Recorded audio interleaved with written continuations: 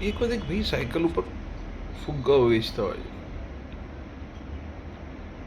એમની સાયકલ પડી જાય છે ને 3-4 ફુગ્ગાઓ ઉડી જાય છે. ત્યારે બે નાની બાળકીઓ ત્યાંથી નીકળે છે. ચારેક ફુગ્ગા ઉડતા જોઈને કહે છે કે કાકા તમારે નુકસાન થઈ ગયું, આ ફુગ્ગા ઉડી ગયા. એટલે કે કંઈ નુકસાન નથી થયું, કે ઈશ્વરના ત્યાં જ ગયા ફુગ્ગા. એમાંથી એક છોકરી કહે છે કે મને એક ફુગ્ગો આપશો? એટલે કે હા આપીશ, વાંધો નહીં, પણ કે મારી પાસે પૈસા નથી. તો કંઈ વાંધો નહીં દીકરા, લઈ જા, તું એમને એમ લઈ જા. ફુગ્ગો લઈ જાય છે ને એની જોડે એક ચિઠ્ઠી લખીને કંઈક મુખ ઉપર ઉડાડી દે છે. ફુગ્ગાવાળા કાકા કહે છે કે તેની અંદર શું લખ્યું?